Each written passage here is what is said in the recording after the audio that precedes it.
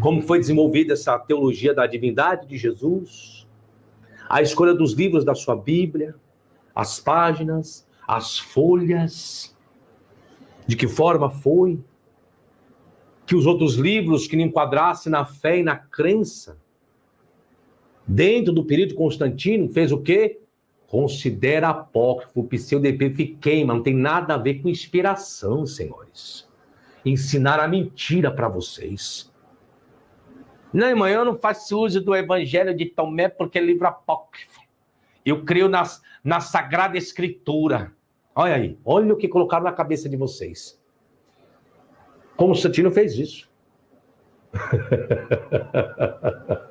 Constantino fez isso. Criou o Novo Testamento, criou a divindade de Jesus, criou a Trindade, montou todo o cenário, lindo, maravilhoso, perfeito, colocou o cristianismo como religião do mundo, dominou o mundo todo. E aí as pessoas, porque a religião verdadeira é a Bíblia, professor, porque é a religião mais antiga, por causa de um império, né, senhores? Por causa de um império. Tem que estudar a história, né? Não pode ser ignorante. Não pode ser ignorante. Então essa é a verdadeira história da construção da sua Bíblia. Mas eu tenho um vídeo aí, algumas aulas sobre o cânon. Pega aí. Aí eu mostro qual foi o processo de canonização. Eu não vou entrar, que não é assunto aqui, né? Mas eu tenho uma aula sobre isso, completinha.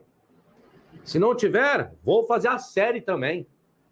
A história do cânon, né? A história do cânon. Então, mais uma aula, gente. Fico muito agradecido. E amanhã tem mais. Amanhã é a parte 4. Agora o caldo vai engrossar. O caldo vai ficar bem grosso, mas bem grosso, para o desespero daqueles que não queriam que se falasse essas verdades. Não tem por onde correr. Eu acho mais fácil, então, fazer igual Constantino. Peguem os livros de histórias neutras da patrística e queima. E não dá acesso ao povo, não. Que foi o que a igreja tentou fazer há muito tempo. Fazer o quê, professor? Eliminar tudo. Até a própria história dos pais das igrejas. Até mesmo deles. Mas aí, alguns governos não permitiam a igreja católica tomar o poderio em tudo, não, como a igreja católica queria.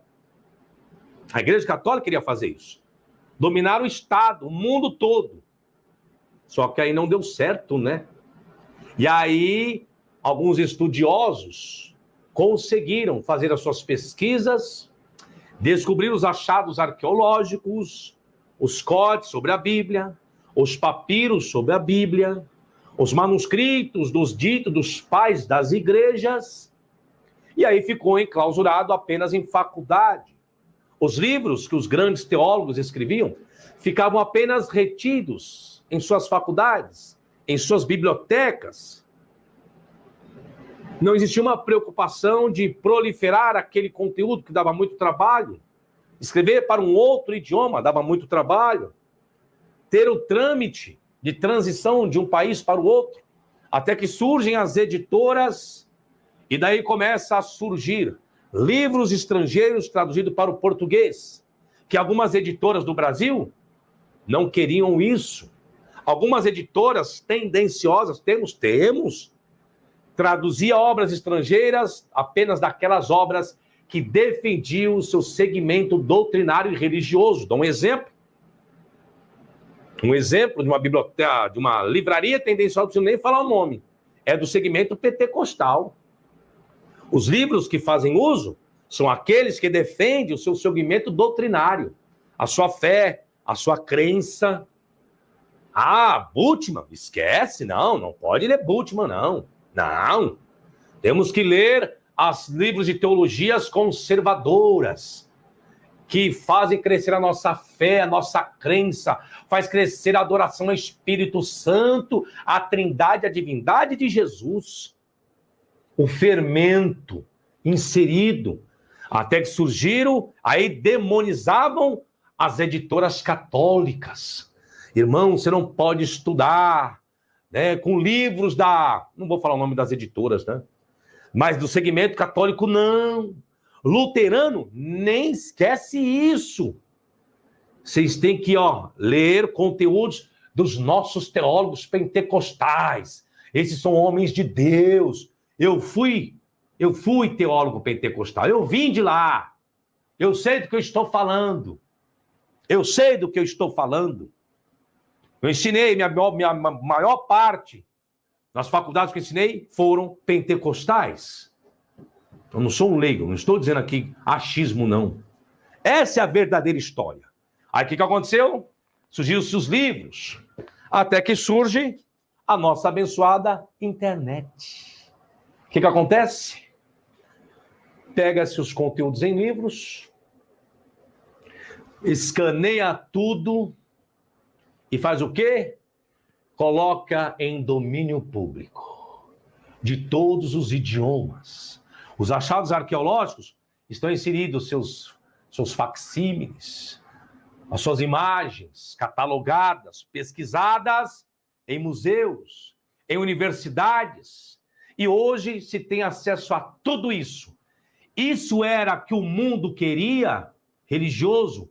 Não, senhores. Isso era o que o mundo religioso mais temia. Que as pessoas leigas tivessem acesso àquilo que desfaria a mentira criado há milênios. Era tudo isso que a igreja não queria. Que o povo tivesse acesso a achados arqueológicos, a outros idiomas, a outras pesquisas, a outras teses de doutorado, pós-doc, o raio que seja. Não queria isso. Não queria que existisse YouTube, pessoas trazendo conteúdo, mostrando imagens de papiro, de códice e tantas outras coisas. Não! A religião queria que o povo ficasse na burrice, com o cabresco. É isso que a igreja queria todo o tempo e quer até hoje. Até hoje quer isso. Por quê? Porque agora estão sabendo que a doutrina criada, a Bíblia criada, a fé criada, vieram dos homens, com seus interesses políticos como Constantino, para procurar um Deus que fosse autossuficiente dentro do seu Império Romano e de um livro normativo, os quais as pessoas colocassem sua fé, crença e esperança para serem dominadas pelos maiorais que tinham conhecimento. E a verdade, ela existe e ela chega. Muito obrigado, até amanhã, até a próxima. Sucesso para todos vocês e tchau, tchau.